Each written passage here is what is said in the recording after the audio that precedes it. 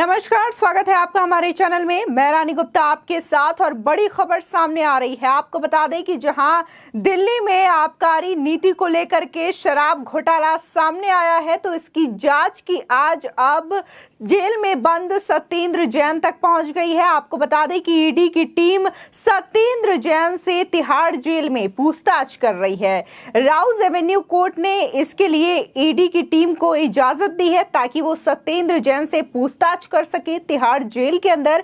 बता दें, पिछले कई दिनों से यह मामला लगातार सुनने में आ रहा है। दिल्ली की नई शराब नीति में जो धांधली हुई है, जो घोटाले हुए हैं, उसको लेकर के आज 40 से भी ज्यादा जगहों पर छापेमारी की गई थी और इस दौरान आज ही ईडी की टीम भी सत्येंद्र जैन से पूछताछ करने के लिए तिहाड़ जेल पहुंच गई है और ये पूछताछ जारी है। बता दें कि इस जांच में जहां सबसे पहले मनीष सिसोदिया का नाम सामने आया, इसके बाद तमाम ऐसे नाम सामने आए। आपको बता दें, सीबीआई ने जब इस मामले पर अपनी एफआईआर लिखी थी, तो जहां मनीष सिसोदिया को पहले नंबर का आरोपी बताया, तो उसी के साथ ही 14 अन्य आरोपियों के भी नाम लिखे गए थे।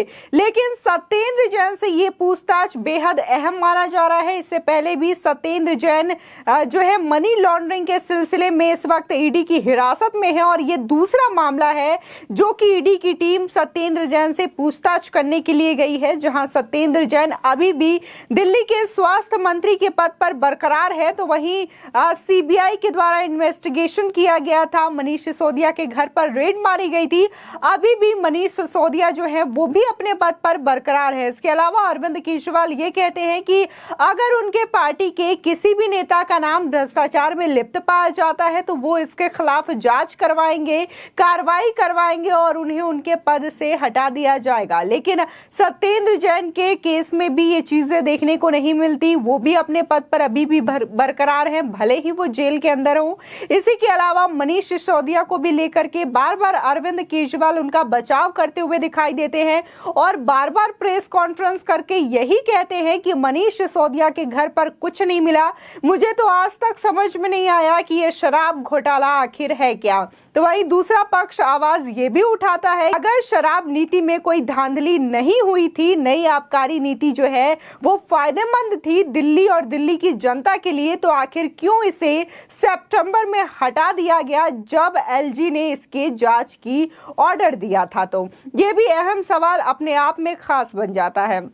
आपको बता दें, सत्येंद्र जैन से ईडी की टीम लगातार 3 दिनों तक पूछताछ करेगी। जहां आज ईडी की टीम पूछताछ करने के लिए पहुंच चुकी है, तो वहीं 2 दिनों तक और भी सत्येंद्र जैन से पूछताछ की जाएगी। बता दें, दिल्ली की आबकारी नीति में कथित घोटाला मामले से जुड़ी मनी लॉन्ड्रिंग की जांच के सिलसिले में प्रवर्तन निदेशालय की एक टीम शुक्रवार दोपहर को तिहाड़ जेल में बंद दिल्ली के मंत्री सत्येंद्र जैन से पूछताछ के लिए पहुंच चुकी है। बता दें कि सत्येंद्र जैन कथित हवाला सौदे से जुड़े मनी लॉन्ड्रिंग के एक अन्य मामले में 30 मई को ईडी द्वारा गिरफ्तार किए जाने के बाद से ही जेल में बंद है। अदालत द्वारा आबकारी नीति मामले में ईडी को जैन से 16, 22 और 23 सितंबर को पूछताछ के लिए अधिकृत किया गया है। बता दें, आम आदमी पार्टी के नेतृत्व वाली दिल्ली सरकार में बिना विभाग के मंत्री जैन को ईडी द्वारा हिरासत में लिए जाने से पहले उनके पास स्वास्थ्य और ऊर्जा विभाग की जिम्मेदारी थी। इसी के साथ ही बता दें कि दिल्ली ने आबकारी नीति को लागू करने के लिए आप सरकार द्वारा दी गई कैबिनेट की मंजूरी के संबंध में जैन का बयान दर्ज करने के लिए एक दिल्ली की अदालत से अनुमति मांगी थी, जो उसे मिल गई है। वहीं आबकारी नीति तब जांच के घेरे में आई जब दिल्ली के एलजी वीके सक्सेना ने इसके क्रियान्वयन में कथित अनियमितताओं की सीबीआई जांच की सिफारिश की थी। हालांकि मनीष सिसोदिया ने इस नीति में कथित अनियमितताओं की सीबीआई जांच की भी मांग की थी। इसी के साथ ही आबकारी नीति में मनी लॉन्ड्रिंग का ईडी का मामला सीबीआई की एक एफआईआर पर आधारित है, जिसमें दिल्ली के उप मुख्यमंत्री मनीष सिसोदिया और कुछ नौकरशाहों को आरोपी बनाया गया है। हालांकि अब उस आबकारी नीति को अब वापस ले लिया गया है। सितंबर महीने में ही ऐसा किया गया था। वहीं ईडी ने दिल्ली की आबकारी नीति में कथित अनियमितताओं से जुड़े मनी लॉन्ड्रिंग मामलों की जांच के सिलसिले में शुक्रवार को देश भर के करीब 40 ठिकानों पर एक साथ छापेमारी शुरू की। यह आबकारी नीति अब वापस ले ली गई है। आधिकारिक सूत्रों ने बताया है कि आंध्र प्रदेश में नेल्लोर तथा कुछ अन्य शहरों जैसे कर्नाटका, तमिलनाडु और दिल्ली राष्ट्रीय राजधानी क्षेत्र एनसीआर में शराब कारोबारियों, वितरकों और आपूर्ति श्रृंखला के नेटवर्क पर छापे मारे जा रहे हैं। वहीं ईडी ने शुक्रवार सुबह तलाशी की कार्रवाई शुरू की और उनके साथ पुलिसकर्मी भी मौजूद रहे। बता दें, केंद्रीय एजेंसी इस मामले में दूसरी बार छापेमारी कर रही है। इससे पहले उन्होंने 6 सितंबर को देश भर के करीब 40 ठिकानों पर छापेमारी की थी। अब टीम ने पंजाब सरकार के आबकारी विभाग के अधिकारियों के परिसरों पर भी छापेमारी की थी।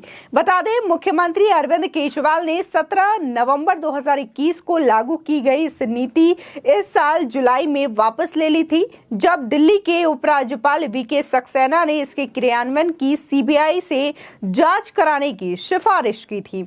आपको बता दें, ईडी का आबकारी नीति से जुड़ा मनी लॉन्ड्रिंग मामला सीबीआई की एक एफआईआर पर आधारित है, जिसमें दिल्ली के उप मुख्यमंत्री मनीष सिसोदिया और कुछ नौकरशाहों को आरोपियों के तौर पर नामजद किया गया है। सीबीआई ने 19 अगस्त को इस मामले में मनीष सिसोदिया, भारतीय प्रशासनिक सेवा आईएएस के अधिकारी और दिल्ली के पूर्व आबकारी आयुक्त आरव गोपी कृष्ण के दिल्ली स्थित आवास पर तथा 7 राज्यों और केंद्र शासित प्रदेशों में 19 अन्य स्थानों पर छापे मारे थे। अरविंद केजरीवाल की अगुवाई वाली दिल्ली सरकार में सिसोदिया के पास आबकारी और शिक्षा समेत कुछ अन्य विभाग भी मौजूद हैं। इसी के साथ ही बता दें कि ईडी इस बात की तफ्तीश कर रहा है कि क्या पिछले साल नवंबर में लाई गई दिल्ली आबकारी नीति के क्रियान्वयन में कथित अनियमितताएं बढ़ती गई हैं या नहीं। इसी के साथ ही जिस तरीके से ईडी की टीम लगातार छापेमारी कर रही है और इस वक्त ईडी की टीम जो है वो तिहाड़ जेल में सत्येंद्र जैन से पूछताछ कर रही है, तो इसको लेकर के कई अहम खुलासे हो सकते हैं, ऐसा भी माना जा रहा है। बता दें कि जहां आज ईडी की टीम पूछताछ कर रही है, तो वहीं 22 और 23 सितंबर को भी ईडी की टीम तिहाड़ जेल जाएगी और सत्येंद्र जैन से पूछताछ करेगी। इससे पहले भी सत्येंद्र जैन के ऊपर हवाला मनी लॉन्ड्रिंग से जुड़ा मामला दर्ज है, जिसके आरोप में वो तिहाड़ जेल में बंद है। वहीं अब दूसरा मामला केजरीवाल के एक और मंत्री मनीष सिसोदिया पर भी हो गया है आबकारी नीति को लेकर के, और इसी के साथ ही ये जो कार्रवाई है वो कई अलग अलग शहरों में चल रही है और कहा जा रहा है कि ये न सिर्फ दिल्ली से जुड़ा मामला है, बल्कि जो इसके चेन है कहीं ना कहीं पंजाब और इसी के साथ ही कर्नाटका, बेंगलुरु तक भी फैले हुए हैं, जिसकी वजह से ईडी की टीम ने आज भी 40 स्थानों पर छापेमारी की है इस बात को लेकर के। फिलहाल आपकी खबर पर क्या राय है, हमारे कमेंट सेक्शन में जरूर बताएं। आगे की और भी अपडेट के लिए चैनल को सब्सक्राइब करना ना भूलें।